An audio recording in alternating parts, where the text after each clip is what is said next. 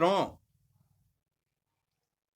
दक्ष प्रजापति और महादेव जी में क्यों नहीं बनता था, इसकी कथा इससे पहले हम आपको सुना चुके हैं।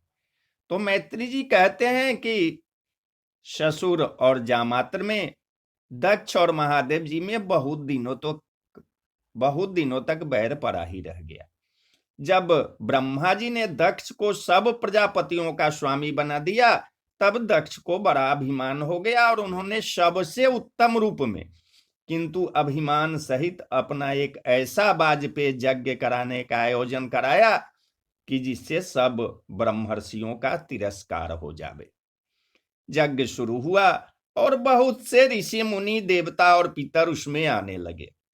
तब उसी समय एक दिन जब शिव और सती दोनों कैलाश पर्वत पर बैठे थे कि सती ने आकाश मार्ग में बहुत से श्वेत विमानों को जाते हुए देखा और उन्होंने किन्नरों तथा उनकी नारियों से दक्ष के यहां होने वाले यज्ञ की चर्चा भी सुनी।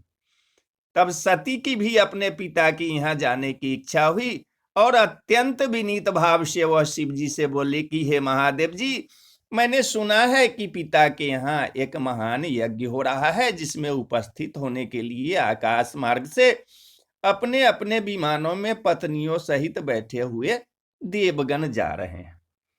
यदि आपकी आज्ञा हो तो मैं भी पिता के घर में इस अवसर पर जाकर अपनी बहनों तथा संबंधियों से मिल लूं। आप दया करके मेरी इस प्रार्थना को स्वीकार करें। सती के उत्सुकता भरे शब्दों को सुनकर जहां एक और शिवजी श्रम रहित हुए, वही उनको दक्ष द्वारा कहे हुए कटु वचनों का भी स्मरण हो आया। उन्होंने संजत वाणी में सती से कहा कि मैं यह जानता हूं कि परम वैभवशाली तुम्हारे पिता का तुम पर अगाध प्रेम है, किंतु मेरी अर्धांगिनी होने के नाते तुमको वहां सम्मान नहीं प्राप्त होगा, क्योंकि दक्ष मुझसे द्वेष रखते हैं। संभव है कि इसमें तुमको शंका हो और तुम यह कहो कि जब मेरे यज्ञ के अवसर पर तुम्हारे पिता दक्ष जी आए थे, तब उनके सम्मान में मैं क्यों नहीं उठ खड़ा हुआ, जो लोकाचार के सर्वथा ही विरुद्ध है। परंतु ज्ञानी सांसारिकता से दूर रहते हैं और कभी कभी उन्हें इसकी गम नहीं रहती। फिर मैं तो सर्वथा ही इंद्रियातीत अंतःकरण का उपासक हूं। तब प्रजापति दक्ष जैसे सांसारिक प्राणियों के मान अपमान की बात मैं कैसे सोच सकता था। दक्ष जो इसी कारण मुझसे असंतुष्ट हो गए और तब से अब तक मुझको बुरा ही समझते हैं, और इसी कारण उन्होंने हमारे ही बैर से तुमको भी भुला दिया और यज्ञ में नहीं बुलाया। तब वहां जाने पर यज्ञ में तुम्हें प्रतिष्ठा प्राप्त होगी, इसकी मुझे आशा नहीं है।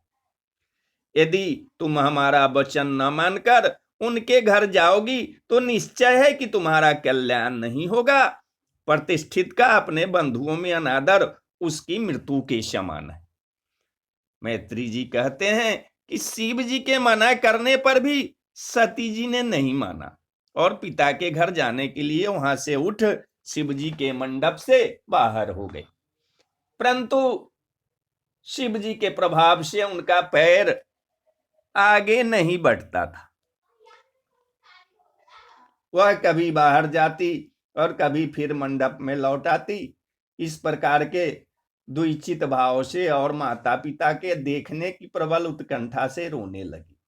साथ ही उन्होंने बड़े क्रोध से शिव जी की ओर देखा और फिर संभल कर अकेले ही मंडप से निकल पड़ी और पिता के घर की ओर चल दी। यह देखकर कल्याणप्रद शिव जी को बड़ी चिंता हुई, क्योंकि वह उनकी अर्धांगिनी थी। शिव जी ने गणों को बुलाकर कहा कि तुम लोग सती की रक्षा के लिए उनके साथ जाओ। फिर तो शिव जी के हजारों पार्षद सती के पीछे चल पड़े और मार्ग में नंदी ने उन्हें अपने पीठ पर बैठा लिया और रास्ते भर शंख, दुंदुभी और बेनु आदि बाजे बजते गए। पिता के घर पहुंचने पर सती ने देखा कि यज्ञ मंडप देवताओं और महर्षियों से भरा है, वेद ध्वनि हो रही है और कुश तथा यज्ञ के अन्यान्न पात्र रखे हुए हैं। सती को आया देख माता ने भले ही उनको हृदय से लगाया और बहनें भी मिली, परंतु वे कुछ मुस्कुराती हुई मिली किंतु अन्यों ने उनका तिरस्कार ही किया।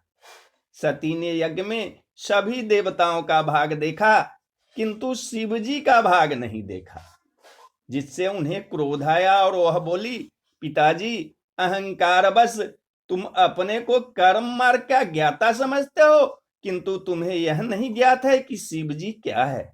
उनसे बढ़कर कोई देवता नहीं, वे ही सबके कारणभूत हैं। शिव जी समदर्शी, निष्कलंक और पवित्र हैं। उनकी चरणों की सेवा से बड़े बड़े महात्माओं ने ब्रह्मानंद प्राप्त किया है और मनुष्यों ने अपनी अभिलाषाएं पूर्ण की है। इस यज्ञ में शिव जी को भाग न देना उनका तिरस्कार है और यह अधर्म तुम मूर्खतावश कर रहे हो। इस कारण तुम्हारे जैसे शिव निंदक से उत्पन्न इस शरीर को अब मैं नहीं धारण करना चाहती।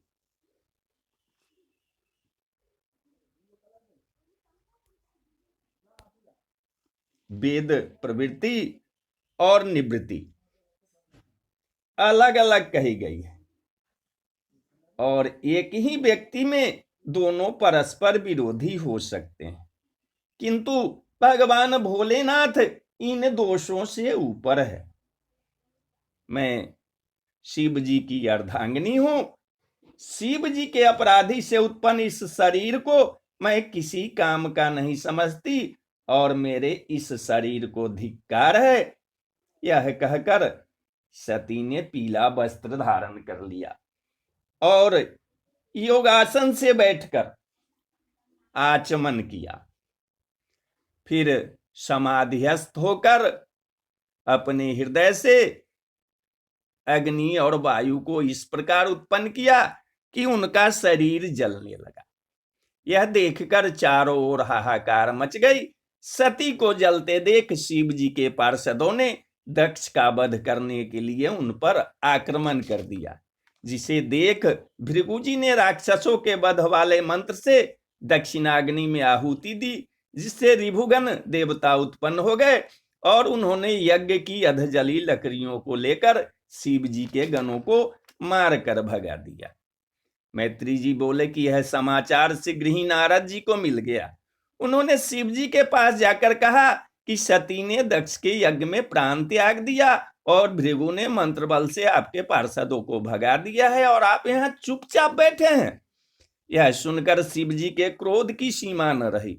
उन्होंने अपनी जटा को खोलकर पृथ्वी पर पटक दिया, जिससे वीरभद्र उत्पन्न हो गए, जिसके हजारों मुख, सूर्य जैसे दीप्यमान 3 नेत्र और भयंकर दाढ़ें थी। उन्होंने शिव जी से पूछा कि मैं क्या करूं। शिव जी ने कहा कि तुम यज्ञ सहित दक्ष का नाश करो। यह सुनते ही महावीर वीरभद्र शिवगणों को साथ लेकर दक्ष के यज्ञ की ओर दौड़े। इन लोगों के पैर की धूलि से संपूर्ण आकाश और पृथ्वी भर गई, जिसे देख दक्ष के यज्ञ के ऋत्वज, ब्राह्मण आदि यह कहने लगे कि यह क्या है, क्या प्रलय तो नहीं होने वाला है। प्रसूति आदि स्त्रियों ने कहा कि यह दृश्य तो वही है जब प्रलय काल में शिव जी अपनी भुजाएं फैलाकर नाचने लगते हैं। हे विदुर जी, यज्ञ में इस प्रकार के शंका समाधान हो ही रहे थे कि उसी समय वीरभद्र के साथ शिव जी के गणों की अपार सेना वहां पहुंच गई। सेना का वेश और उनके अस्त्र निराले और विचित्र थे। इन लोगों ने यज्ञशाला को घेर लिया और उसे विध्वंस करने लगे। सभा मंडप, पाकशाला, अग्निशाला और मेषशालाओं को तोड़ फोड़कर यज्ञ कुंडों को अपवित्र कर दिया। एक गण ने भृगु को और वीरभद्र ने दक्ष को बांध लिया। चंडीस नामक गण ने पूषा नामक देवता और नंदीश्वर ने भग नामक देवता को पकड़कर बांधा। ऋतुजो और अन्य देवताओं को शिव गणों ने पकड़कर पत्थरों से मार मार बड़ा कष्ट दिया। वीरभद्र ने भृगु की दाढ़ी उखाड़ ली और भग नामक देवता की दोनों आंखें निकाल लिया, क्योंकि भृगु जी ने अपनी दाढ़ी दिखाकर शिव जी की हंसी उड़ाई थी और भग ने अपनी आंख से दक्ष जी को इशारा किया था।